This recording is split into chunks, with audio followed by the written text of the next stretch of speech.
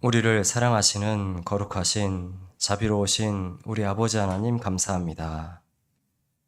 저희의 영혼을 이 세상 모든 것보다 사랑하셔서 우리를 위해 보내주신 독생자 예수님께서 친히 우리의 모든 죄를 담당하시고 십자가 위에서 그 6시간 동안 피를 흘려주시고 우리를 대신해 받은 그 형벌과 고통을 통해서 우리의 모든 죄를 사해 주시고 영원한 천국을 소망하며 살아갈 수 있도록 은혜 베풀어 주신 것을 감사를 드립니다.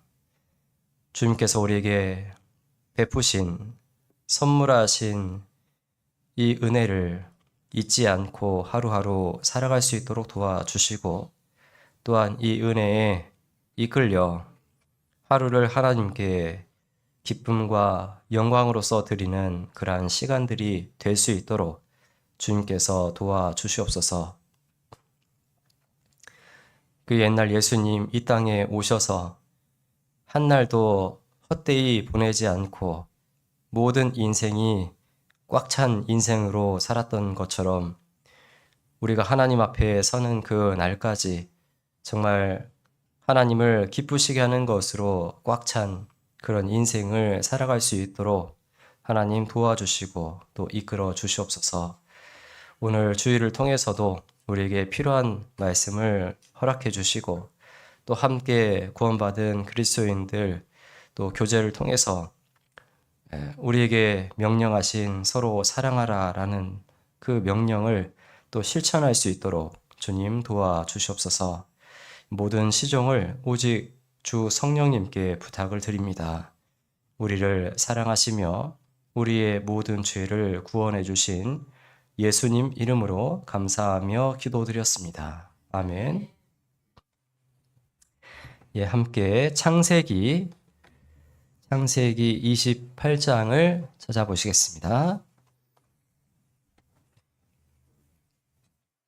창세기 28장 10절부터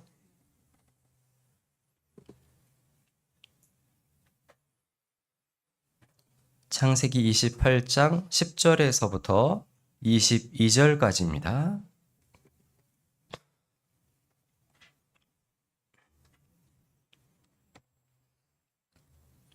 네, 제가 읽어드리겠습니다. 야곱이 브엘세바에서 떠나 하란으로 향하여 가더니 한 곳에 이르러는 해가 진지라. 거기서 유숙하려고 그곳에 한 돌을 취하여 베개하고 거기 누워 자더니 꿈에 본즉 사닥다리가 땅 위에 섰는데 그 꼭대기가 하늘에 닿았고 또 본즉 하나님의 사자가 그 위에서 오르락 내리락 하고 또 본즉 여호와께서 그 위에 서서 가라사대 나는 여호와니 너의 조부 아브라함의 하나님이요 이삭의 하나님이라. 너 누운 땅을 내가 너와 네 자손에게 주리니 네 자손이 땅의 티끌같이 되어서 동서남북에 편만할지며 땅의 모든 족속이 너와 네 자손을 인하여 복을 얻으리라.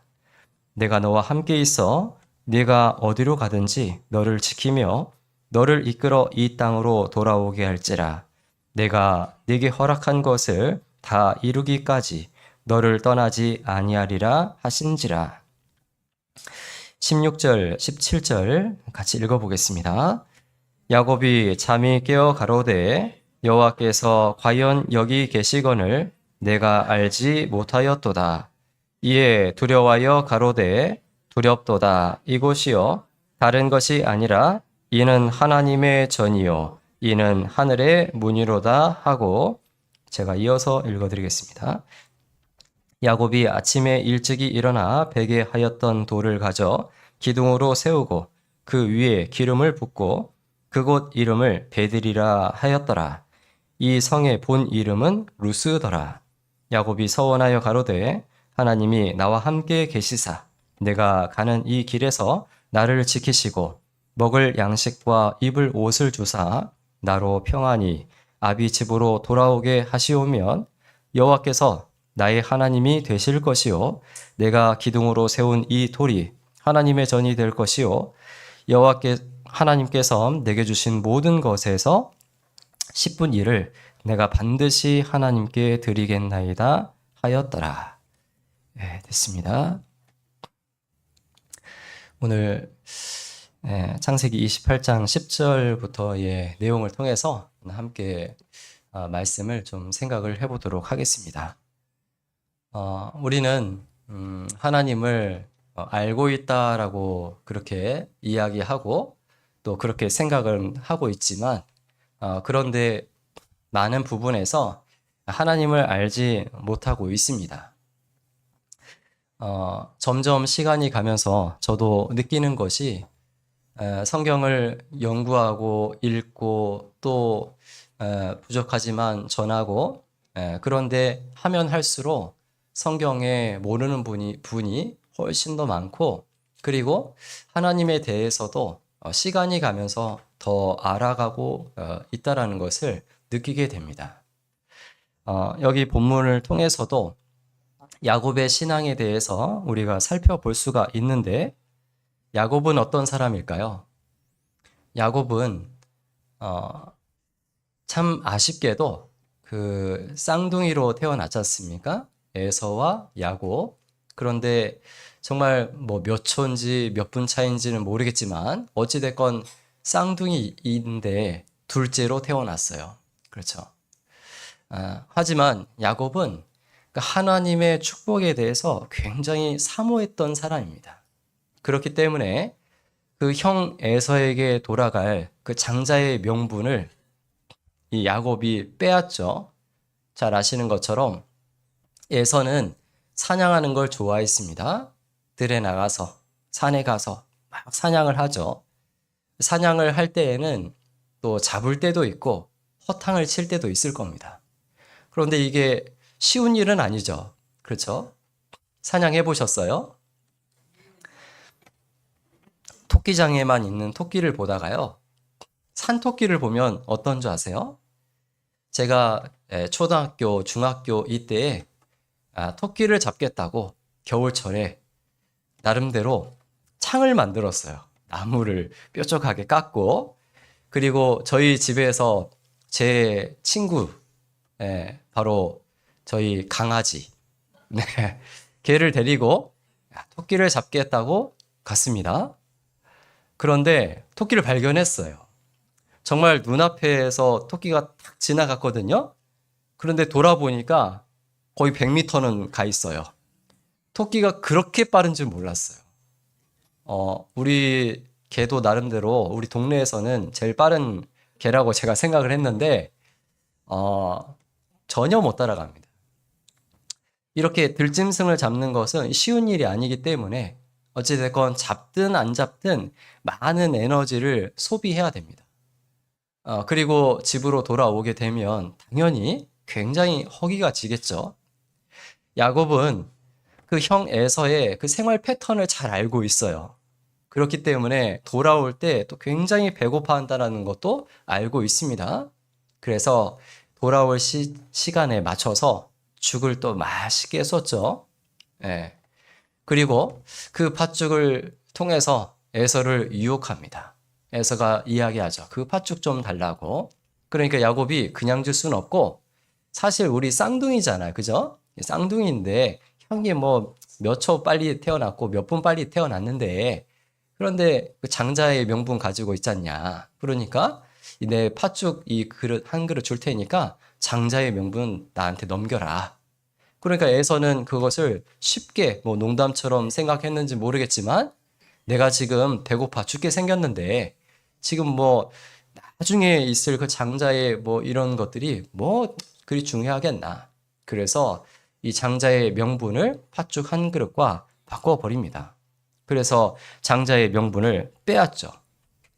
그리고 이삭이 눈이 어두워서 이제 자기 나이가 많이 들었다라고 생각이 들 때에 이제 아들들에게 축복을 하고 내가 죽어야 되겠다 생각을 하고요. 이제 아들들을 부르죠. 그래서 에서에게는 장자의 축복을 하려고 했어요. 그런데 그 상황을 엄마 리브가가 알고 이제 야곱을 빨리 부릅니다. 그리고 야곱의 그 모습을 마치 에서의 모습처럼 털도 좀 붙이고, 그래서 먼저 이제 들어가게 하죠. 결국에는 어머니와 야곱이 짜고, 그렇죠? 사기를 친 거예요, 남편을. 그리고 결국에는 이 장자에게 돌아갈 그 축복까지도 받아내었습니다. 야곱이 이렇게까지 하나? 그 생각이 드는데, 이렇게까지 했던 그 이유는 무엇이냐면, 하나님을 향한 신앙적인 갈망이 컸기 때문에 그렇습니다. 그렇죠. 자, 이렇게 하나님을 너무 사랑하고 하나님께로부터 받을 축복을 너무 사모했던 그 야곱도 이 본문을 통해서 보면 야곱의 신앙이 얼마나 작은 것이고, 그리고 그 신앙이 국한적인 하나님에 대해서 알고 있는지를 엿볼 수가 있습니다. 이 본문의 10절부터의 내용들을 쭉 볼 건데요. 그 전에 그 배경을 말씀을 드리면요. 지금 어디에 와 있습니까? 10절을 보시면 야곱이 브엘세바에서 떠나 하란으로 향하여 가더니 한 곳에 이르러는 해가 진지라. 이 한 곳은 19절에는 이 성의 본 이름은 루스더라. 루스라는 그 지역에 도착을 하게 된 겁니다. 지금 어떤 상황이냐면 아버지로부터 모든 축복을 다 받게 되었고, 뒤늦게 에서가 들어갔을 때는 이제 아버지에게 충격적인 이야기 들었죠. 너에게 돌아갈 축복을 내가 야곱에게 다 해버렸다. 그러니까 에서가 어떻게 했어요? 굉장히 화가 났습니다. 그래서 27장 41절에 보시면은 한 장 뒤에 41절, 그 아비가 야곱에게 축복한 그 축복을 인하여 에서가 야곱을 미워하여 심중에 이르기를 아버지를 곡할 때가 가까웠은즉, 그러니까 아버지 돌아갈 때가 이제 얼마 남지 않았다는 거죠. 그러니까 내가 어떻게 해요? 내 아우 야곱을 죽이리라 하였더니, 그러니까 지금 죽이려고 마음을 이미 먹어버린 겁니다. 그렇죠? 그런데 다행히 이것을 이제 리브가가 또 알게 되었죠. 그래서 리브가는 이삭과 교제하고 왜 이렇게까지 했는지를 이제 이야기해주고, 그리고 이삭은 야곱을 부릅니다. 그래서 28장 1절에 이삭이 야곱을 불러 그에게 축복하고 또 부탁하여 가로되 너는 가나안 사람의 딸들 중에서 아내를 취하지 말고 일어나 밧단 아람으로 가서 너의 외조부 부두엘의 집에 이르러 거기서 너의 외삼촌 라반의 딸 중에서 아내를 취하라. 그러면서 이제 그 밧단 아람으로 갈 것을 이야기를 하고 있습니다. 어머니 리브가는 자기 자신의 그 오랍이었던 라반의 집으로 피할 것을 이제 권하고, 그래서 이제 그 부모의 권함을 통해 이제 야곱이 처음으로 그 부모의 집을 떠나게 되었어요. 브엘세바에서 하란으로 이제 떠나게 되는 겁니다. 밧단 아람으로 아까는 1절엔 가라고 되어 있고, 그리고 10절에는 브엘세바에서 떠나 하란으로 향하여 간다라고, 하란으로 간다고 이렇게 얘기하고 있잖아요. 이게 같은 곳입니다. 밧단 아람은 조금 더 큰 범위예요. 예를 들면은 밧단 아람은 충청도 이렇게 얘기할 수 있고요. 그리고 거기에서 하란은 청주시 이렇게 얘기할 수 있어요. 이해되시죠? 그래서 같은 의미입니다. 이제 이곳으로 피할 것을 이야기하고 있는데 사실 이 거리가 거의 800km예요. 굉장히 멉니다. 그리고 하란 이 밧단 아람으로 가는 길에서 이제 이곳을 이제 만나게 되었는데 루스라는 곳에 도착을 하게 되었고, 그리고 이 루스라는 그 곳에서 이제 그 야곱의 그 신앙에 큰 전환점을 맞이하게 됩니다. 야곱의 생애를 보면은요, 생애에 2번의 전환의 계기가 있거든요. 그런데 그 전환의 계기가 될 때마다 상대는 누구냐면 에서 때문에 그래요. 여기도 에서 때문에 지금 자기를 죽이려고 하니까 피해서 도망가고 있는 상황에서 이 베델이라는 이곳을 이제 오게 되었고 여기에서 하나님 만나거든요. 그렇죠? 그리고 라반의 집에서 20년 생활하다가 이제 다시 고향으로 돌아갈 때에도 또 야곱의 입장에서 형을 또 만나야 되는 거예요. 에서를. 그런데 예전 그 감정 그대로 있으면 나는 또 죽지 않습니까? 그러니까 야복강 나루터에서 이제 하나님을 만나게 되고 거기서 하나님과 씨름을 하게 됩니다. 하나님께서 축복하지 않으면 내가 절대로 이 손을 놓지 않겠습니다. 그러면서 하나님께서 이 야곱에게 이스라엘은 이름을 주셨죠. 그죠? 그래서 결국에는 야곱의 생애에 에서 때문에 뭔가 삶의 전환기가 좀 맞이하게 되고 그리고 크게 두 장소죠. 이 베델과 야복강에서의 이 일을 만나게 되는데 거기에서 둘 다 누굴 만나요? 하나님을 만나요. 하나님을 만나서 결국에는 또 이 신앙의 전환점이 된다라는 것을 알 수가 있습니다. 그래서 오늘 그 말씀의 제목은 그 베델의 하나님이라고 좀 생각을 해봤습니다. 베델의 하나님. 그리고 이 베델의 하나님이라는 그 제목과 주제 안에서 네 가지를 제가 말씀을 드릴 건데 이 첫 번째는 이제 야곱이 어찌됐건 허겁지겁 지금 도망왔습니다. 그리고 이 루스라는 베델이라는 곳을 도착했을 때 여기까지가 92km예요. 직선거리로. 그리고 길로 이렇게 가면은 약 110km가 조금 넘을 겁니다. 이곳까지는요, 정신없이 왔을 거예요. 그죠? 형이 막 잡으러 오니까 죽일 거라는 그런 생각이 드니까 정신없이 이곳에 왔고, 이 정도쯤 되면 이제는 좀 괜찮겠지 하고 이제 머물게 된 겁니다. 그런데 참 여기에는 없어요. 아무것도. 루스라는 그 이름이 편도나무라는 그런 이름의 뜻을 가지고 있는데 이게 그 편도가 아몬드, 우리 아시죠? 먹는 아몬드 나무라는 그런 이름입니다. 아마 그 지역에 그 아몬드 나무 이런 것이 좀 있었던 것 같아요. 그러니까 거기에는 아몬드 나무밖에 없고요. 그리고 돌밖에 없어요. 네, 아무것도 없는 거죠. 그 자기 신세가 처량한데 그런데 여기에서 뭘 생각하게 되냐면 하나님을 만나죠. 꿈을 통해서. 그러면서 야곱이 했던 말이 하나님이 과연 여기 계시거늘 여기 과연 계시는구나. 이걸 딱 깨닫게 되거든요. 그래서 이 측면을 좀 생각을 해보고 첫 번째 뭘 생각한다고요?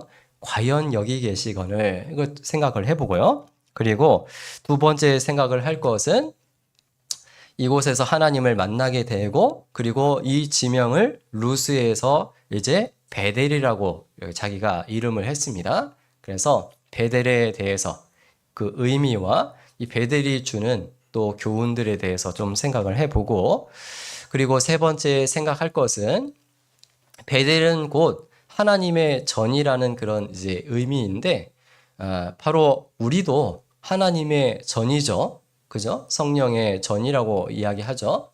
그래서 성령의 전, 하나님의 전이 된 우리에 대해서도 좀 생각을 해보고요. 그리고 네 번째로는 20절에 야곱이 서원하여 가로되라고 얘기하고 있거든요. 그래서 야곱의 서원 중에서 22절에는 그 구체적으로 내가 하나님께 10분 2를 내가 반드시 하나님께 드리겠습니다 라고 이야기를 합니다. 그래서 네 번째는 바로 야곱의 서원 10분의 1에 대해서 좀 생각을 해보도록 하겠습니다. 다시 여기 10절을 보시면 야곱이 브엘세바에서 떠나 하란으로 향하여 가더니 한 곳에 이르러는 해가 진지라. 거기서 유숙하려고 그곳에 한 돌을 취하여 베개하고 거기 누워 자더니 꿈에 본즉 사닥다리가 땅 위에 섰는데 그 꼭대기가 하늘에 닿았고 또 본즉 하나님의 사자가 그 위에 오르락 내리락 하고 또 본즉 여호와께서 그 위에 서서 가라사대 나는 여호와니 너의 조부 아브라함의 하나님이요 이삭의 하나님이라. 너 누운 땅을 내가 너와 네 자손에게 주리니 네 자손의 땅에 네 자손이 땅에 티끌같이 되어서 동서남북에 편만할지며 땅의 모든 족속이 너와 네 자손을 인하여 복을 얻으리라. 그래서 이제 내가 너와 함께 있을 거다. 그렇게 이제 이야기하죠. 자, 이제 이런 과정 통해서 16절에 야곱이 잠이 깨어 가로되 여호와께서 과연 여기 계시거늘 내가 알지 못하였도다. 라고 이렇게 이야기를 하고 있습니다.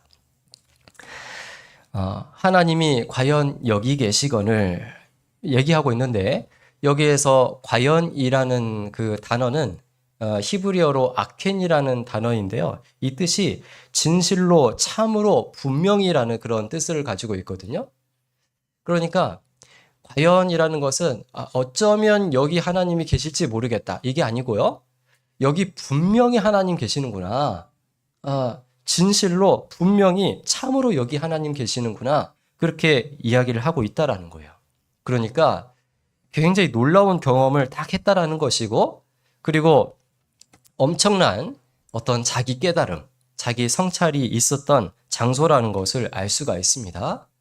무엇을 야곱이 깨달았냐면 하나님께서 과연 여기 계시거늘 내가 알지 못하였도다. 하나님에 대해서 야곱은 조금은 오해하고 있었어요. 하나님이 어떤 분이시죠? 하나님은 천지에 충만하신 분입니다. 그렇죠? 하나님이 안 계신 곳이 있을까요? 없습니다. 하나님은 어디든지 다 계시는 거예요. 그렇죠? 그런데 이 고대 사람들이 생각하던 어떤 그런 많은 신들은요, 대부분은 지역신이었어요. 지역신. 그러니까 이 지역 가면 어떤 신 믿고 이 지역 가면 다른 신 믿었거든요. 그러니까 사람들의 생각에는 신은 어디에 있어요? 그곳에 있는 거예요. 그쪽에. 그리고 신에게 축복받으려면 그 신의 어떤 신전 이런 곳에 반드시 나아가야 되는 겁니다. 그래야만 그것을 받을 수 있다라는 거예요.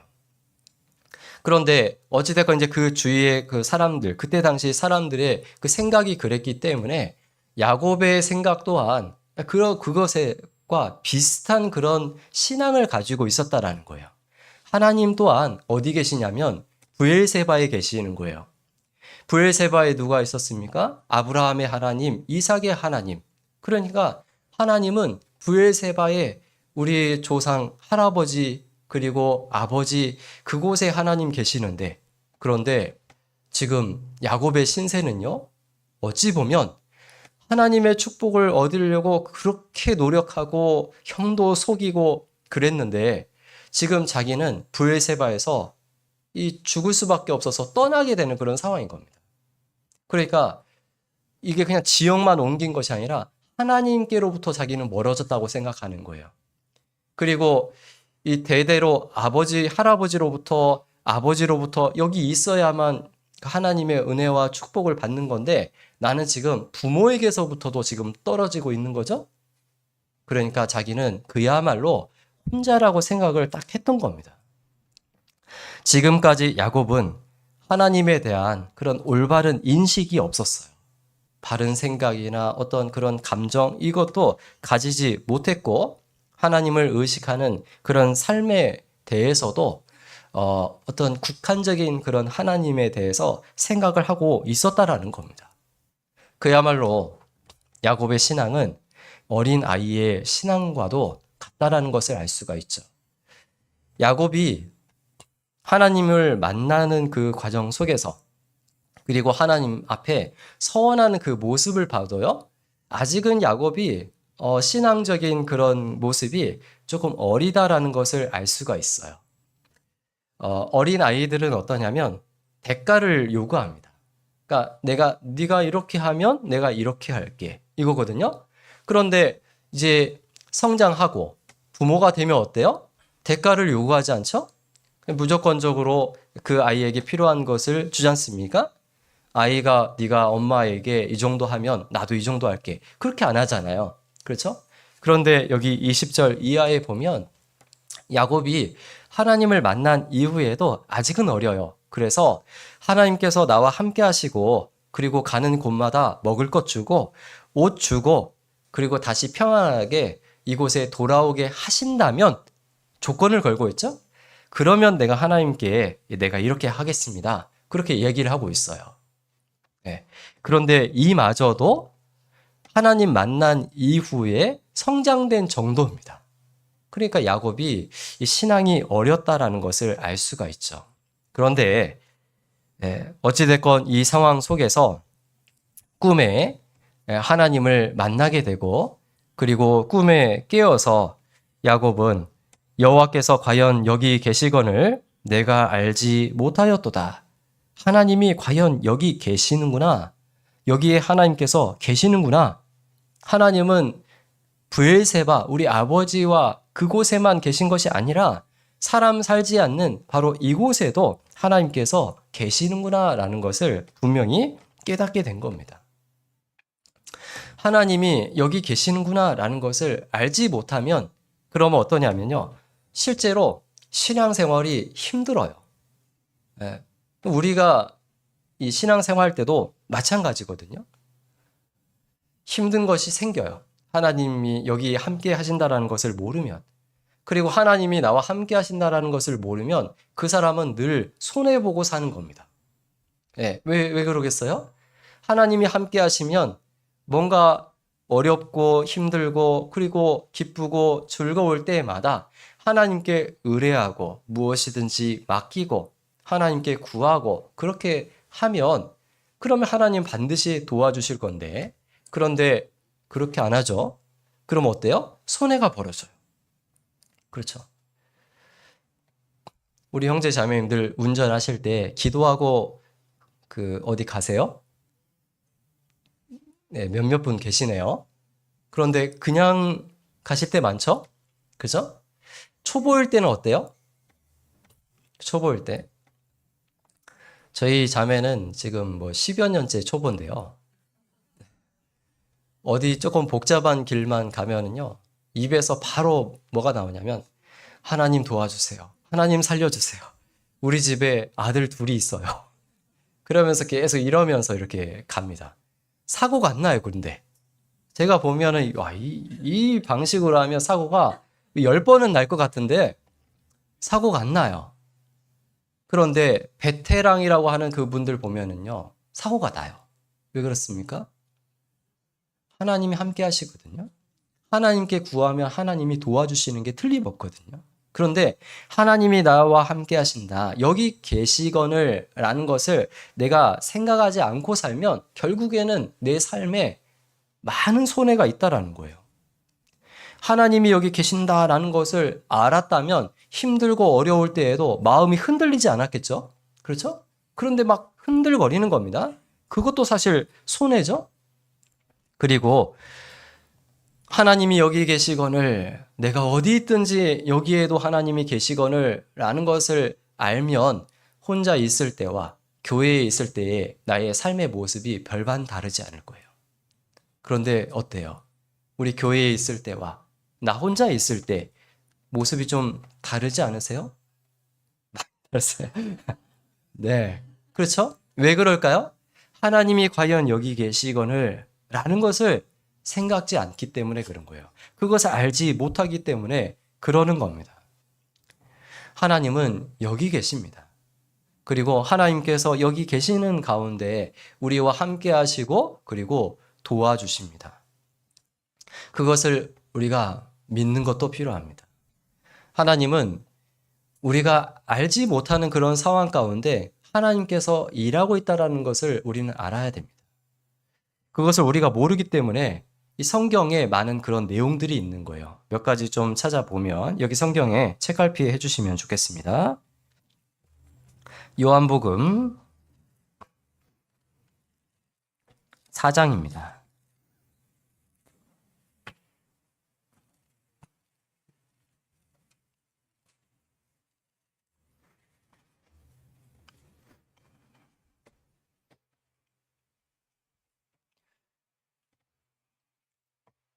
요한복음 4장 46절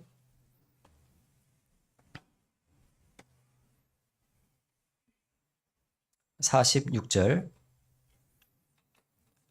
예수께서 다시 갈릴리 가나에 이르시니 전에 물로 포도주를 만드신 곳이라. 왕의 신하가 있어 그 아들이 가버나움에서 병들었더니 그가 예수께서 유대로부터 갈릴리에 오심을 듣고 가서 청하되 내려오셔서 내 아들의 병을 고쳐 주소서 하니 저가 거의 죽게 되었음이라. 예수께서 가라사대 너희는 표적과 기사를 보지 못하면 도무지 믿지 아니하니라. 신하가 가로되 주여 내 아이가 죽기 전에 내려오소서. 50절 같이 읽어보겠습니다. 예수께서 가라사대 가라 내 아들이 살았다 하신대 그 사람이 예수의 하신 말씀을 믿고 가더니. 여기에 예수님께서 이 갈릴리 가나에 이제 다시 오실 때 그 왕의 신하가 누군지는 모르겠어요. 이름이 나와 있지 않으니까. 그런데 이 사람의 그 아들이 가버나움에서 이제 병들었고, 근데 이 병이 죽을 병에 걸린 겁니다. 지금 죽어가고 있는 거죠. 그래서 당연히 왕의 신하니까 돈도 있을 것이고, 예, 그리고 또 어떤 위치가 있으니까 많은 사람들이 그 사람에게 또 굽신거리고 잘 보이려고 할 겁니다. 얼마든지 그 의사들 구할 수 있어요. 그렇죠. 그 근처에 있는 그런 의사들에게 또 이야기도 했을 겁니다. 그런데 안 낫죠. 그렇죠. 아이는 죽어가는 겁니다. 그런데 그때 예수님께서 근처에 오셨다라는 이야기를 듣게 돼요. 그러니까 예수님을 만나기 위해서 이제 막 온 겁니다. 그리고 예수님께 아들을 살려달라고, 우리 아들이 죽게 되었다고 그렇게 요구하고 있어요. 예수님은 너희가 표적과 기사를 보지 못하면 도무지 믿지 아니하리라. 막 이제 이런 얘기하는데 지금 이 신하는 그런 얘기 안 들려요. 또다시 예수님께 주여 내 아이가 죽기 전에 내려오소서. 내 아이 좀 살려주세요. 그러고 있죠. 그런데 예수님이 그 신하가 요구한 것은 같이 가자. 그래서 살려주세요 이거잖아요. 그런데 예수님이 그 신하에게 가라. 내 아들이 살았다. 이렇게 얘기하신 거예요. 그러니까 이 신하가 어떻게 했습니까? 그걸 믿고 갔다는 겁니다. 그렇죠? 그런데 놀라운 것은 51절에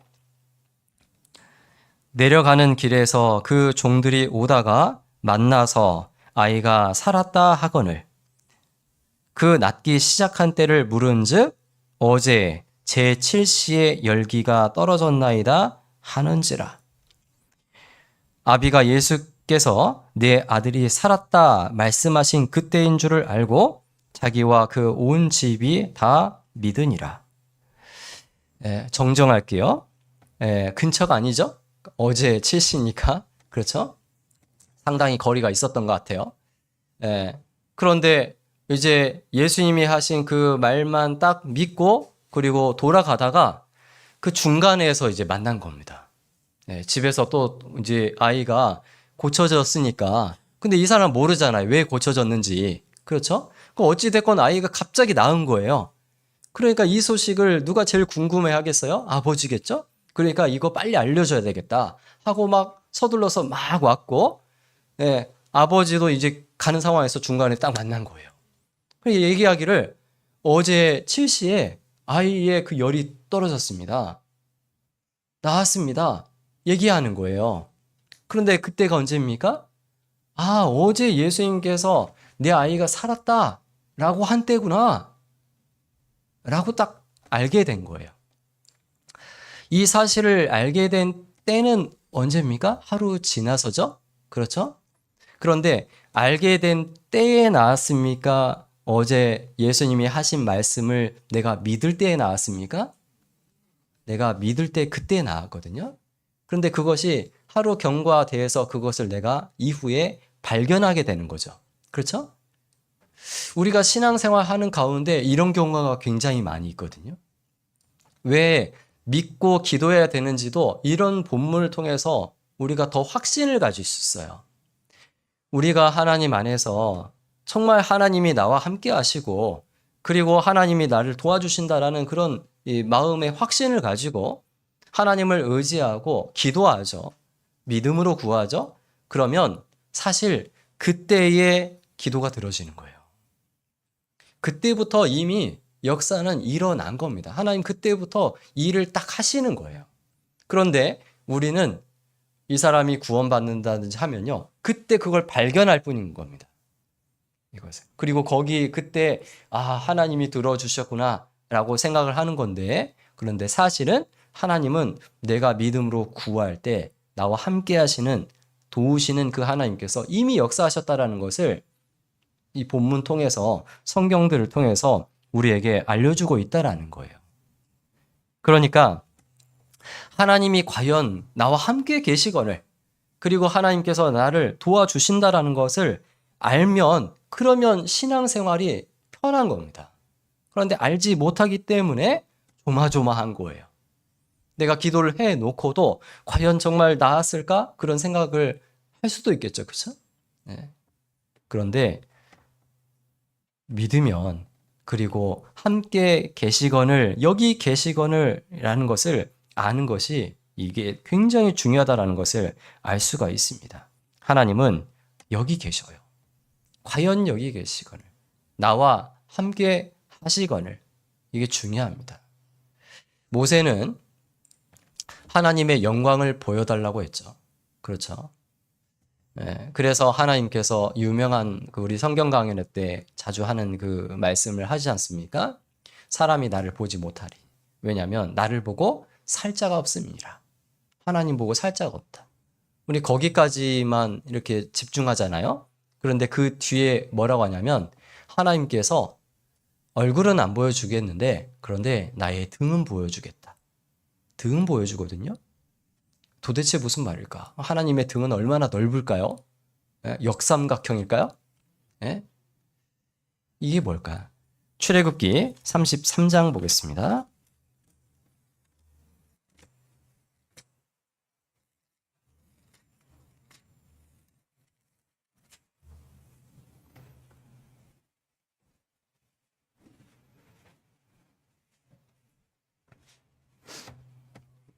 출애굽기 33장 18절.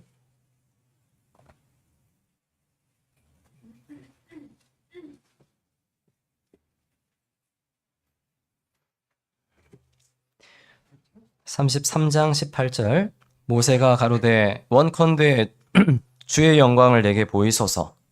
아니, 언제 하나님 얼굴 보여달라고 했습니까? 영광 보여달라고 했지? 그렇게 이제 이야기하는 분들이 있을 수 있는데요. 20절 보면 알 수 있겠죠? 대답하신 모습을 보면 또 가라사대 내가 내 얼굴을 보지 못하리니. 그렇죠? 그러니까 여기서 영광 보여달라는 것이요, 하나님 얼굴 보여달라고 요청하고 있다라는 거예요. 그러니까 하나님은 얼굴 못 본다라고 말을 하고 있죠. 나를 보고 살 자가 없음이라. 그리고 21절 여호와께서 가라사대 보라 내 곁에 한 곳이 있으니 너는 그 반석 위에 섰으라. 내 영광이 지날 때에 내가 너를 반석 틈에 두고 내가 지나도록 내 손으로 너를 덮었다가 손을 거두리니 내가 내 등을 볼 것이요 얼굴은 보지 못하리라. 모세는 하나님의 얼굴을 못 봤죠. 우리와 똑같게. 그럼 모세는 하나님의 등을 봤죠. 그죠? 그런데 우리는요? 여러분 하나님 등 본 적 있으세요? 네? 궁금하죠? 이 하나님의 등이 뭐냐면요, 이게 그냥 우리 사람 등판 이게 아닙니다. 하나님이 모세에게 얘기하셨어요. 하나님의 얼굴을 못 봐요. 네, 하나님 보면 죽거든요. 그렇죠. 그런데 모세에게 정확하게 하나님이 계시다라는 거, 이것을 확실하게 보여주는 겁니다. 어떻게 해요? 이제 한 반석에 두고, 그리고 하나님이 너를 살짝 덮는다고 했어요. 못 보게. 보면 죽으니까. 그렇죠? 그리고 지나갈 거라는 거예요. 그 지나간 뒤에는 등을 볼 거라고 되어 있거든요. 무슨 말이냐면 지나간 뒤에, 하나님이 지나가면 반드시 그 뒤에 흔적이 남는다는 거예요. 하나님이 일한 흔적, 하나님만이 하실 수 있는 그런 흔적들, 이것을 딱 볼 수 있다라는 겁니다. 그걸 보여주겠다라는 거예요. 흔적이 남죠. 그죠? 네. 바람도 눈에는 안 보이지 않습니까? 그런데 바람이 그 일한 흔적은 보이잖아요. 태풍이 불어오는데 아주 이중삼중으로 된 그런 좋은 하이샤시로 광판이에요. 하이샤시로 된 그 집에 있어요. 방 안에 있는데 전혀 소리가 들리지 않아요. 바람이 부는 것도 전혀 느끼지 못합니다. 그렇죠. 그런데 태풍이 지난 이후에 나가봤더니요, 나무들이 싹 쓰러진 거죠. 한 방향 싹 다 넘어간 거예요. 그럼 어때요? 아, 바람이 엄청난 바람이 지나갔구나. 알 수 있죠? 그런 것처럼 우리는 하나님의 등을 늘 보고 왔습니다. 무슨 말일까요? 우리 형제 자매님들, 과거, 내 지금 현재의 모습 속에서 과거를 한번 뒤돌아보세요. 과거에는 많은 어려운 그런 일들도 지나왔고 여러 가지 많은 사건들 다 지나왔습니다. 그런데 여러분, 그 모든 것들이 나의 힘으로 통과했습니까? 내가 그때 뭘 했습니까? 나의 힘으로 못해서 자포자기한 그런 때도 굉장히 많이 있죠? 그런데 다 넘어가서 지금 여기 와 있잖아요. 이게 뭐예요? 하나님이 그 뒤에서 그 일을 다 하셨어요. 이 자리에 있기까지 하나님이 나를 이 자리에 두신 겁니다. 항상 하나님의 역사가 우리의 삶 속에 그대로 있었다라는 겁니다. 이것을 성경을 통해서 미리 보여주시는 거예요. 왜? 우리는 과연 하나님이 여기 계시건을 이것을 알지 못하기 때문에 그것을 성경을 통해서 어떤 성경의 많은 사건들 이걸 통해서 하나님이 어떤 구원받은 그리스도인들 그 가운데에 하나님이 늘 계시고 있구나라는 것을 발견하게 하고 그 발견한 그런 깨달음이 지금 현재 내가 혹시 괴로울 때 여기에도 분명 하나님이 여기 계신다라는 것을 믿고 의지하게 되는 것이죠. 그리고 지금 야곱은 굉장히 지금 힘든 가운데 있는 겁니다. 그렇죠. 야곱의 어떤 그 지금 이제 생을 보면은요, 자기가 태어나서 지금까지의 그 모습 중에서 가장 인생 중에 힘든 시기를 보내고 있어요. 그런데 그 이 힘든 시기에 가장 중요한 것을 깨닫게 된 겁니다. 야곱은 창세기 47장에 바로 앞에 섰을 때 뭐라고 이야기하냐면 나는 나그네 인생이라. 우리 조상의 그 나그네 인생길, 우리 조상도 다 나그네 인생이었다. 그리고 험악한 세월을 보냈습니다. 그렇게 얘기합니다. 아브라함도 나그네였어요. 그렇죠? 장막에 거했습니다. 이삭도 마찬가지. 다 나그네 인생들이에요. 그리스도인은 어떨까요? 그리스도인도 마찬가지입니다. 나그네 인생입니다. 베드로전서 2장 11절에 우리 나그네 인생이라고 분명히 얘기를 하고 있어요. 요한 3서 1장에도 형제 곧 나그네 된 자. 우리 나그네거든요. 히브리서 11장에 땅에서는 외국인과 나그네로라 증거하였으니 우리는 이 땅에서 외국인이고 나그네예요. 그러면 외국인이고 나그네 인생에는 당연히 그건 고달픈 겁니다. 맞죠? 그런데 왜 하나님께서 하나님의 자녀를 삼으셨는데 그 하나님의 자녀에게 나그네 인생을 허락하십니까? 고달픈 인생을 왜 허락하실까요? 그것이 있어야만 본향을 사모하게 되어 있어요. 이곳은 내가 살 곳이 아니다. 너의 집은 영원한 천국이니까 천국 보고 천국 사모하고 살아라. 그 뜻이고, 그리고 또 한 가지는 여기 나그네 인생인데 너 혼자 있는 거 아니야. 하나님 함께 하시는데 그러니까 하나님 의지하고 사는 거야. 그래서 인생 중에 고난이 있어야만 그런 것들을 깨닫습니다. 그래서 그리스도인에게 있어서 이 고난은요, 최고의 성경 교사라고 할 수 있어요. 우리가 성경을 막 읽고 외우고 막 한다고 해서 성경을 많이 알까요? 아니에요. 이 읽은 것이 내 삶에 적용이 될 때 그걸 진짜 안다고 할 수 있는 거거든요. 그런데 언제 그것을 깨닫게 될까요? 고난이 왔을 때 비로소 이 성경이 내 것이 되는 겁니다. 그래서 하나님은 최고의 성경 교사로서 우리에게 때로는 이 고난을 주신다라는 것을 알 수가 있습니다. 그런데 그 순간순간마다 무엇을 깨닫게 돼요? 과연 여기 계시거늘 내가 알지 못하였도다. 하나님은 과연 여기 계시는구나 라는 것을 알 수가 있죠. 본문으로 돌아가 보겠습니다. 창세기 28장 16절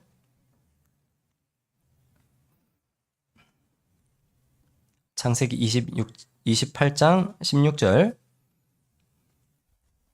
야곱이 잠이 깨어 가로되 여호와께서 과연 여기 계시거늘 내가 알지 못하였도다. 이에 두려워하여 가로되 두렵도다 이것이요 다른 것이 아니라 이는 하나님의 전이요 이는 하늘의 문이로다 하고 19절 그곳 이름을 뭐라고요? 베델이라 하였더라. 이 성의 본 이름은 루스더라. 여기 야곱이 꿈을 통해서 하나님을 만나고 그리고 하나님이 과연 여기 계시는구나. 그리고 하나님이 나와 이렇게 약속을 하시는구나. 그러면서 이제 이 곳을 베델이라고 이야기했습니다. 베델이라는 것은 그 두 단어가 이제 모아진 건데 합성어인데요. 벳엘입니다. 베트엘 이렇게 돼 있거든요. 그래서 베트라는 것이 뭐냐면 집이라는 거예요. 집. 그리고 엘은 뭘까요? 하나님이에요. 그래서 벳엘 하면은 하나님의 집이라는 그런 뜻을 가지고 있습니다. 하나님의 집의 그 의미는 뭐냐면요. 그냥 단순하게 그 어떤 집이라는 그런 의미에서 국한된 것이 아니라 이것은 더 나아가서 하나님과 소통하는 장소라는 거예요. 베델은 하나님과 소통하는 장소라는 거죠. 벳엘. 야곱이 왜 이곳을 벳엘이라고 했을까? 바로 이곳에서 하나님의 임재를 깨달았거든요. 아, 여기에도 하나님 계시는구나.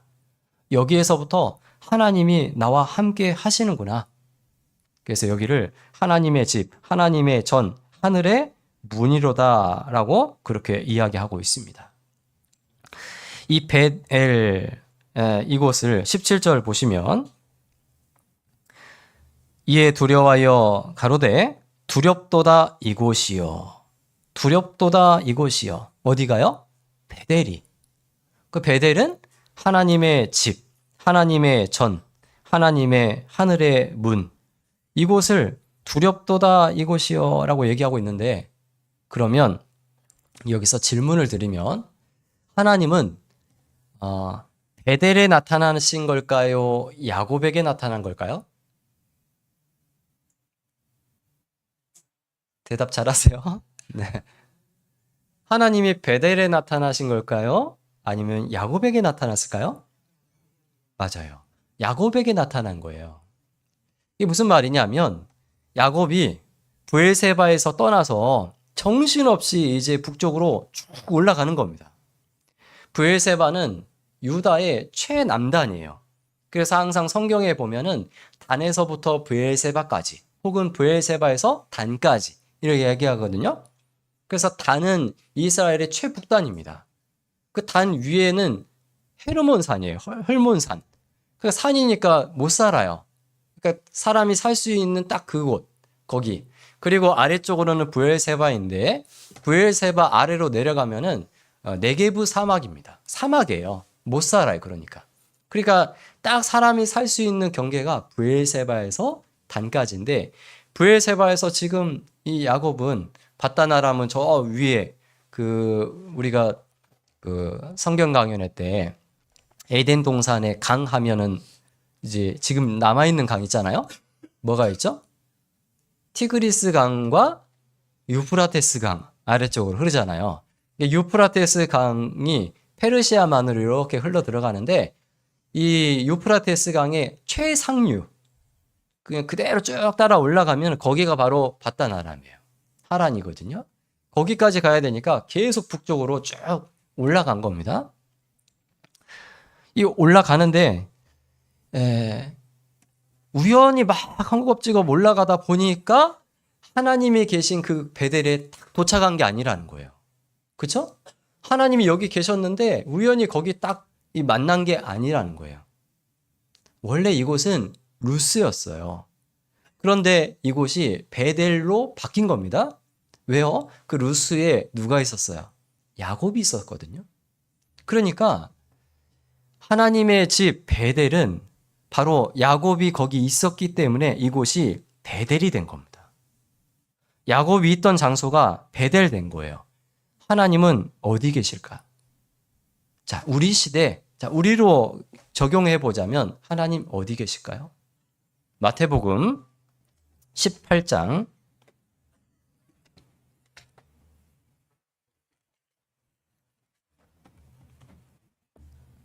마태복음 18장입니다.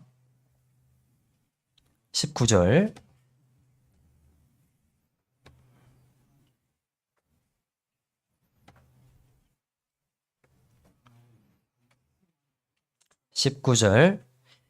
19절 20절 같이 읽어보겠습니다. 진실로 다시 너희에게 이르노니 너희 중에 두 사람이 땅에서 합심하여 무엇이든지 구하면 하늘에 계신 내 아버지께서 저희를 위하여 이루게 하시리라. 두세 사람이 내 이름으로 모인 곳에는 나도 그들 중에 있느니라. 두세 사람이 내 이름으로 모인 곳에는 그냥 아무나 두세 사람이 모여 있으면 나도 그들 중에 있느니라. 예수님께서 하나님께서 그들과 함께 하겠다. 이건가요? 아니죠? 19절에 있는 것처럼 너희 중에 두 사람이 땅에서 합심하여 정말 하나님을 위해서 살겠다라고 마음먹은 그 사람들, 구원받은 그 사람이 정말 하나님을 향해서 마음을 가지고 모여있죠. 그럼 거기에 하나님이 계신다라는 거예요. 맞죠? 구원받은 사람이 그냥 세상적인 그런 이야기로 세상에만 관심 갖고 그래서 두세 사람이 모여서 그 이야기하고 있으면요. 거기 계실까요? 아니에요. 네. 진짜 하나님의 일을 구하면서 정말 그렇게 딱 있을 때 거기 하나님이 계신다고 말씀을 하고 있는 거예요. 하나님은 어디 계십니까? 어디가 베델일까요? 하나님의 사람과 하나님은 함께 하세요. 하나님을 생각하는 그 사람들이 있으면 그곳은 어디든지 베델이 됩니다. 연장하면 그 베델은 곧 뭐죠? 우리 시대로 하면 교회하고 똑같은 거예요. 하나님의 집이죠? 교회가 뭐예요? 하나님의 집이지 않습니까? 그래서 디모데전서 3장 15절에 이 집은 살아계신 하나님의 집, 교회요. 그죠? 하나님의 교회요.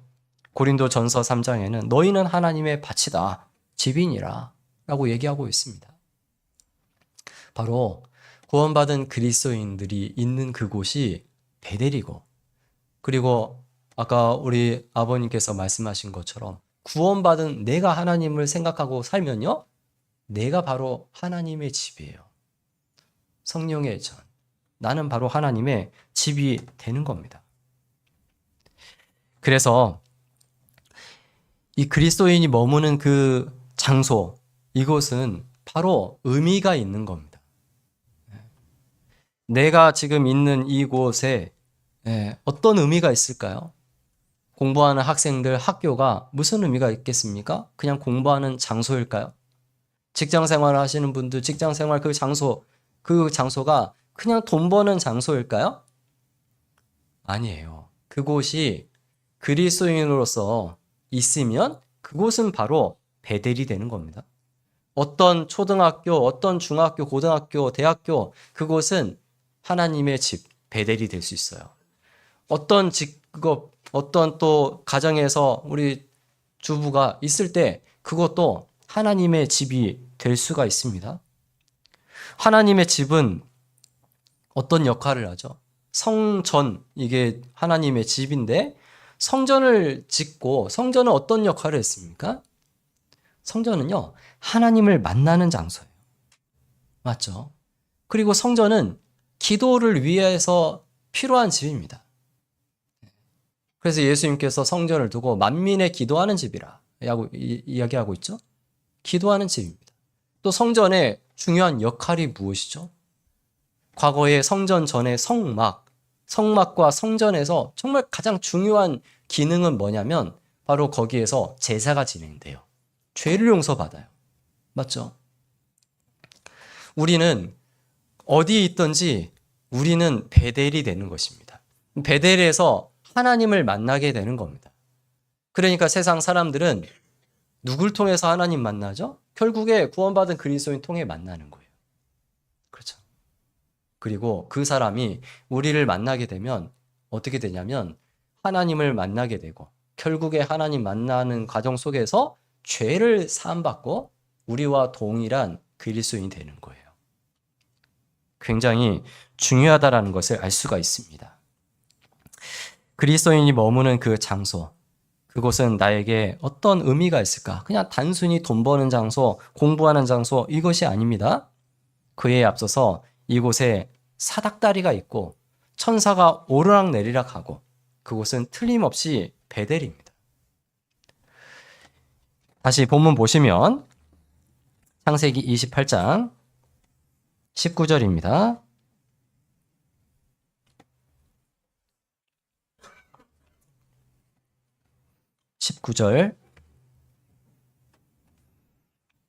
그곳 이름을 베델이라 하였더라. 이 성의 본 이름은 루스더라.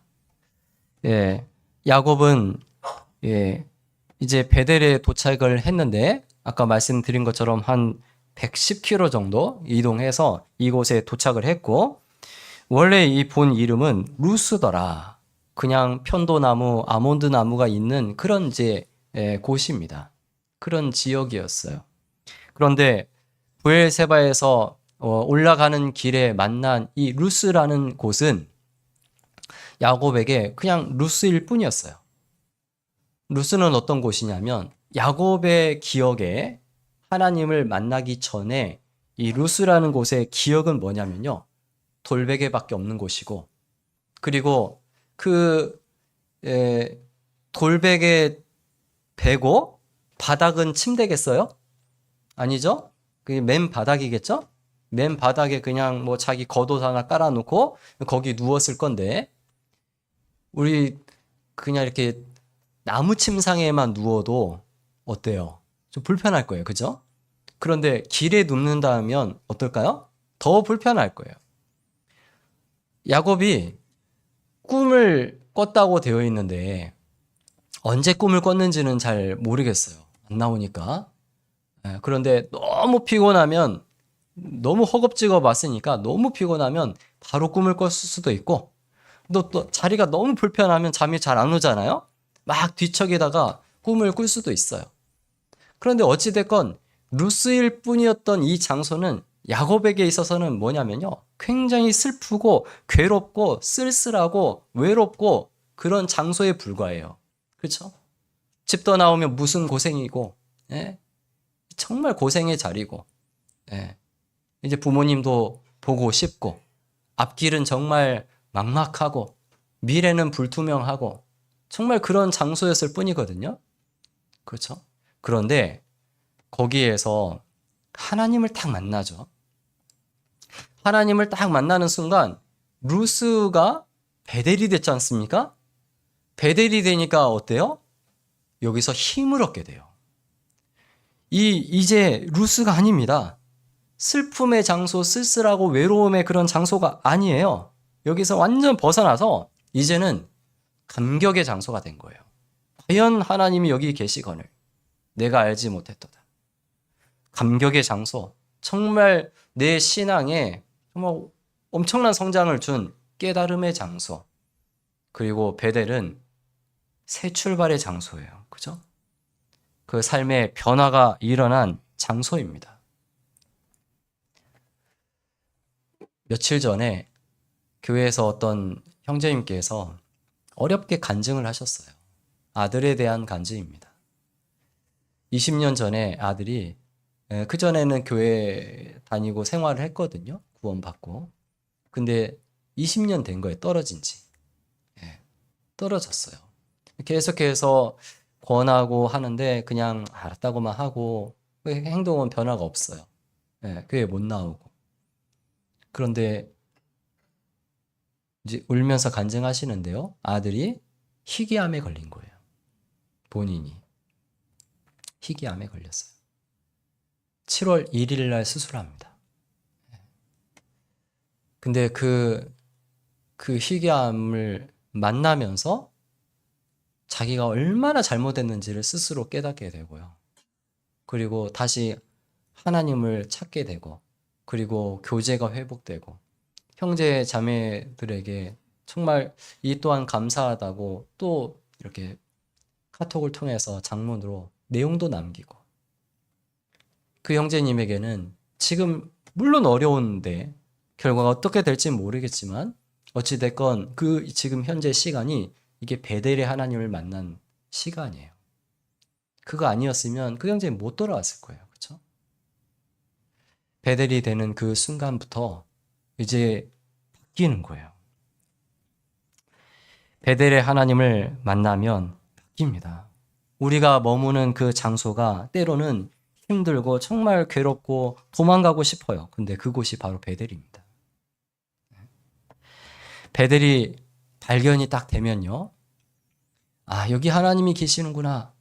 발견되면 거기에서 뭐가 있냐면 하나님의 약속을 들을 수 있어요. 하나님이 야곱과 이런 약속을 하게 되는 겁니다. 네, 다시 보겠습니다. 14절입니다. 여기 많은 약속을 해주시는데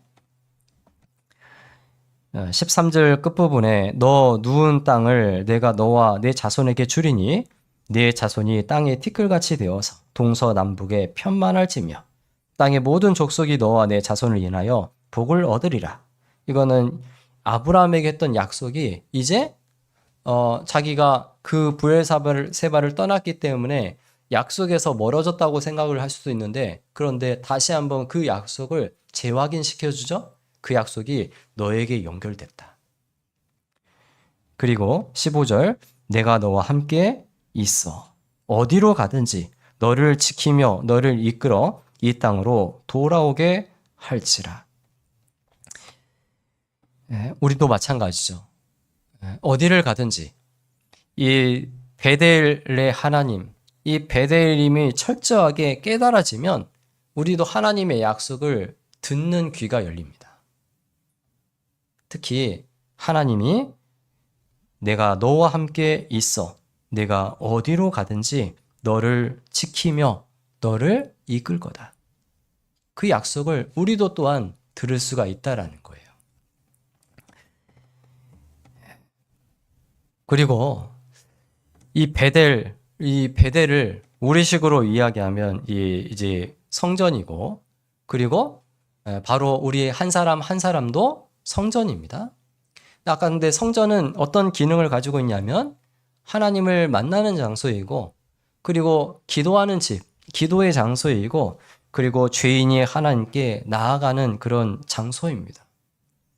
그런데 예수님 당시에 그 성전은 너무 중요한 그 기능을 가지고 있고 하나님을 만날 수 있는 그런 하나님이 허락한 그런 어떤 곳인데 사람들은 거기에서 뭘 했어요? 그 장사를 했어요. 그죠? 그래서 예수님께서 어떻게 했습니까? 노끈으로 채찍을 만들어서요. 때리고 상을 둘러 엎고 그랬죠? 화를 내셨어요. 성전, 이곳은 만민의 기도하는 집인데 너희들은 강도의 구려를 만들었다. 완전 장사하는 소굴로 만들어버렸다라는 거예요. 성전은 거룩한 곳이죠. 그렇죠? 그래서 하나님께서 나는 거룩하기 때문에 너희도 어떻게 하라고 그래요? 거룩해야 된다고 이야기합니다. 우리가 베델입니다. 그러면 우리는 하나님 앞에서 거룩해야 돼요. 거룩하려고 완전히 거룩할 수 없어요. 그런데 적어도 거룩해 하려고 애써야 돼요. 그래서 이스라엘은 6월절만 되면 그 뒤에 이제 무교절이 시작이 되고 집에 있는 그런 많은 누룩들 이것을 계속 청소해서 쓸어내잖아요. 근데 이게 한 번 하고 끝내는 것이 아니라 또 절기가 오면 또 하고 계속 그러죠? 그런 것처럼 내 삶 속에 그 하나님의 거룩에 미치지 못하는, 합당하지 안 어울리는 그런 누룩이 있으면 그것을 계속해서 긁어서 버려야 돼요. 그리고 이곳은 기도하는 장소지 않습니까?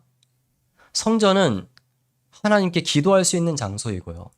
그리고 성전은 기도가 이어지는 곳이기도 해요. 성전에서 이스라엘 사람들이 바벨론으로 포로 잡혀갔어요. 그런데 바벨론 땅에서도, 바벨론이 페르시아로 바뀌었을 때에도 이 기도는 이어집니다. 그래서 다니엘 같은 경우 예루살렘을 향한 그 창에 하루에 3번씩 기도했죠. 이 솔로몬이 성전 봉헌식을 하고 우리가 혹시 하나님의 말씀을 어겨서 전쟁에 패한다든지 포로 잡혀갔을 때에도 성전을 향해서 기도하면 그 기도를 들어주십시오. 그 기도는 어디든지 이어질 거라고 얘기했거든요. 그러면 우리도 어디 있든지 이 기도가 이어져야 돼요.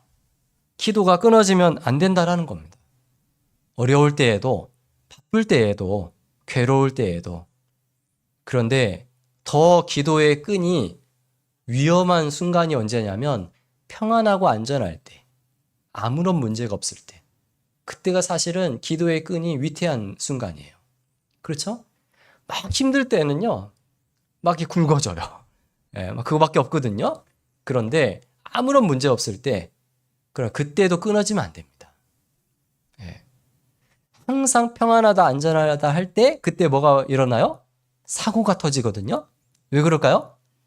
평안하다, 안전하니까 기도의 끈이 얇아진 거예요. 그러다 기도의 끈이 끊어지는 겁니다. 그러면 이 보호막이 없어진 거하고 똑같아요. 사고가 터집니다.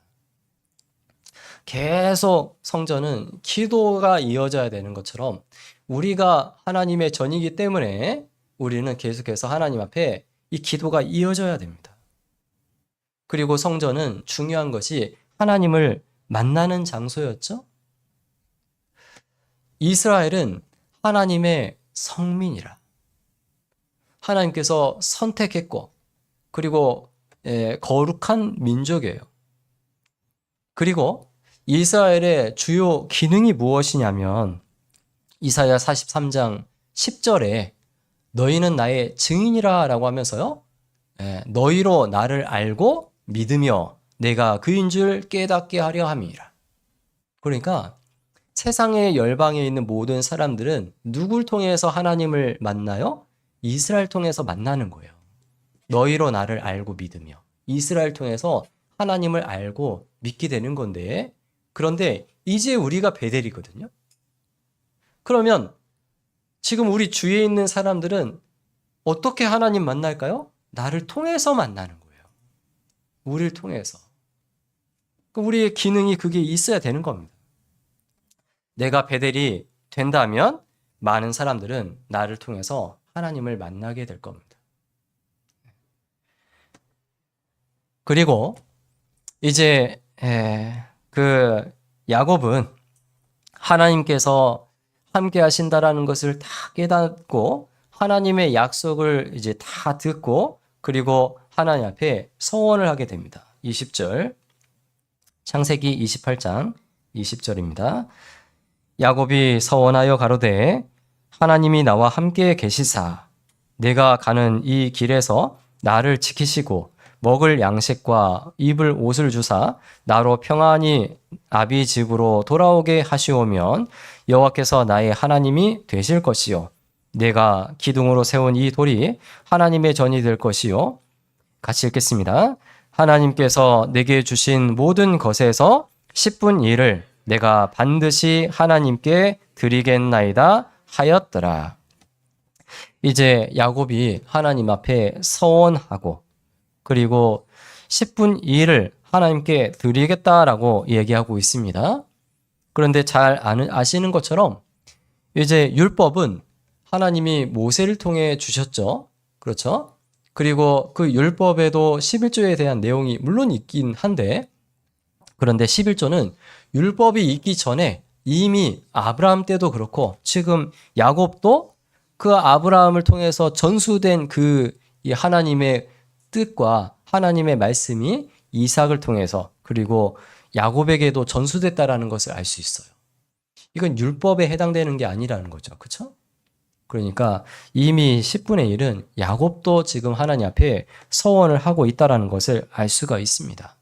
그런데 야곱이 하나님께 내게 주신 모든 것에서 10분 1을 내가 반드시 하나님께 드리겠습니다 라고 얘기하고 있는데, 그러니까 이 10분의 1, 이 11조인데 11조는 의미는 뭐냐면 이건 율법적인 그런 측면보다는요, 감사의 의미가 크다라는 것을 알 수가 있어요.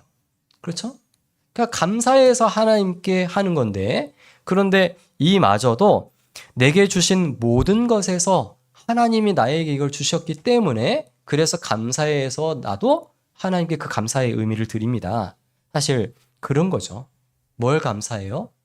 나와 함께 해 주시겠다라는 것, 그것에 감사하고, 그리고 20절에 야곱이 서원하여 가로되 하나님이 나와 함께 계시사, 그러니까 함께 하시는 것에 감사하죠. 그리고 또 내가 가는 이 길에서 나를 지키시고, 그러니까 지켜주신 것, 이것도 감사하다라는 거예요. 그리고 또한 먹을 양식과 입을 옷을 주사, 양식과 옷을 주신 것에 대해서도 감사하고 있죠.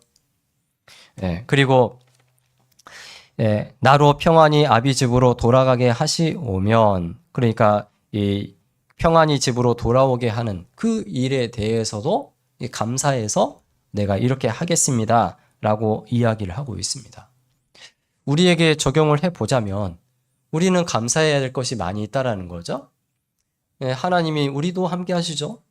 또 하나님이 우리를 지켜주신다는 거 인정하시죠? 그럼 감사해야 되겠죠. 그리고 또한 일용할 양식을 주옵시고, 사실 우리가 생활하는데 필요한 양식과 옷들, 이것이 이게 다 하나님이 주셨다라는 것을 알아야 됩니다. 그것에도 감사해야 돼요. 우리 여러분들께서 하루에 얼마나 많은 그런 활동을 하십니까? 활동하고 집으로 돌아가시죠? 평안하게 집으로 안전하게 돌아갈 수 있는 것이 우연일까요? 그렇지 못한 사람이 얼마나 많습니까? 그렇죠. 그런데 집으로 돌아오게 되는 것도, 이것도 하나님의 은혜입니다. 우리는 다 감사할 게 너무 많다라는 거예요. 내게 주신 모든 것에서 내게 있는 것, 이것이 다 하나님께로 나왔다라는 것을 또 생각하면서 또 감사하고. 그래서 야곱은 10분 1을 내가 반드시 여호와께 드리겠나이다, 이렇게 이야기를 하고 있는데, 여기 반드시 드리겠습니다, 10분 1을 반드시 드리겠습니다 라는 그 의미가 두 가지가 들어가 있는데요. 한 가지는 내가 10분의 1을 취해서 이렇게 얘기하고 있고, 그리고 그것을 이 두 번째 그 히브리어 같은 경우는 뭐가 되어 있냐면 미완료 형태로 쓰고 있는데, 그러니까 이것은 완료가 안 됐기 때문에 계속해야 되겠죠? 그렇죠? 그러니까 내 평생 반드시 11조를 드리겠나이다, 그런 의미거든요. 하나님께서 내게 주신 은혜가 너무 크기 때문에, 그러니까 나는 이 은혜를 이례적으로는 못 갚고 이것을 평생 동안 하나님께 드리겠습니다, 그런 간증이에요. 그런데 야곱이 하나님을 만나서 경험한 그 은혜와 감사보다 우리는 훨씬 더 큰 은혜와 감사를 소유하고 있다는 거 아시죠? 뭐예요? 구원의 은혜예요. 그렇죠? 구원의 은혜는 야곱이 받은 것, 야곱이 하나님 만난 것, 이거와 비교할 수가 없습니다. 그렇다면 우리는 구원의 은혜로 말미암아 나의 평생을 정말 하나님 앞에 나의 모든 것을 드리겠습니다, 이 간증이 당연하다는 거예요. 합당하다라는 거예요. 나의 10분 1을, 내게 주신 모든 것에서 10분 1을 내가 반드시 하나님께 드리겠나이다. 그러면 하나님께서 내게 주신 모든 것에는 이게 물질만 해당되는 것이 아니잖아요. 그렇죠? 시간도 포함되어 있고 건강도 포함되어 있고 나의 재능도 거기에 다 포함이 되어 있습니다. 그것을 가지고 하나님께 다시 돌려드리는 거예요. 하나님의 은혜에 감격된 사람들은 다 이와 같이 하나님께 자기 자신을 드렸어요.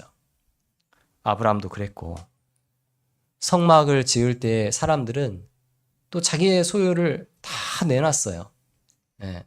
그것은 다 주께 받은 것이라고 간증하면서 받은 것을 드렸을 뿐이라고 그렇게 이야기를 하고 있습니다. 그 신약 성경에 보면 삭개오라는 사람 나오거든요. 키가 작아요. 컴플렉스를 가지고 있어요. 놀림도 많이 받았겠죠. 네. 그래서 이 컴플렉스, 이런 그 사람들로부터 놀림받고 그러다 보니까 사람들이 나를 더 이상 못 놀리게, 깔보지 못하게 하기 위해서 어떻게 하면 될까? 세상에서 돈이 힘이 있거든요. 그러니까 돈을 많이 벌어야 되겠다. 돈 벌려면 뭐가 좋을까? 그래, 세리라는 직업 좋겠다. 돈 많이 벌 수 있으니까. 그 세리 된 겁니다. 네. 그 돈 많이 벌었어요. 그런데 그래도 사람들이 안 알아주잖아요. 오히려 죄인 취급하면서 같이 있으려고도 안 하죠. 그런데 관심은 많아요. 그리고 특히 예수님에 대한 그런 이야기 많이 들었기 때문에 예수님은 정말 한 번쯤 만나보고 싶어요. 그런데 자기는 스스로 나는 정말 죄인의 대표 같은 그런 사람이라는 걸 알기 때문에 선뜻 나가기 힘들어요. 그래도 멀찌감치나마 예수님 보고 싶어서 뽕나무 위에 올라서요. 멀리서 보면 안 보이니까 뽕나무 위에서라도 예수님을 봤습니다. 그런데 예수님이 만나주셨어요. 자기 이름도 불러주시고 너의 집에 들어가겠다. 집에도 들어가서 같이 음식도 나누고 그 다음부터 삭개오의 인생은 바뀌었거든요. 예, 자기의 것을 이제 주는 사람이 된 겁니다. 향유 옥합을 깼던 마리아도 마찬가지죠. 은혜가 있기 때문에 자기의 모든 것이라고 할 수 있는 그 향유 옥합을 주님께 기꺼이 드린 겁니다. 깨서 드린 거예요. 우리도 하나님께 받은 것이 많이 있어요. 그렇다면 우리의 것을 하나님이 나에게 맡겨주신 것을 다시 하나님께 또 드려야 됩니다. 물질만 얘기하는 게 아니에요. 더 중요한 건 뭐예요? 그건 시간이에요. 시간. 여러분, 물질은 두면은 그대로 있어요. 맞죠? 그런데 시간도 뭐라고 하죠? 시간은 금이라고 이야기하죠? 어찌 보면 시간은 금보다 더 중요해요. 근데 물질은 가만두면 그대로 있는데 시간은 가만두면 어떻게 됩니까? 없어집니다. 매일 하루가 같다고 생각하세요? 다릅니다. 우리 나이가 들어가잖아요? 어제의 하루는 절대로 안 와요. 그 말은 어제 내가 그냥 아무 생각 없이 흘려보낸 그 하루가 다시는 이것을 회복할 수 없다라는 거예요. 그러니까 지금 우리에게 주신 이 시간, 하루라는 지금 현재의 시간, 이것을 정말 알차게 하나님께 드릴 수 있는 것으로 바꿔야 됩니다. 그러면 천국에서 이게 영원히 남아요. 그런데 그냥 보내버리면 다 없어져 버립니다.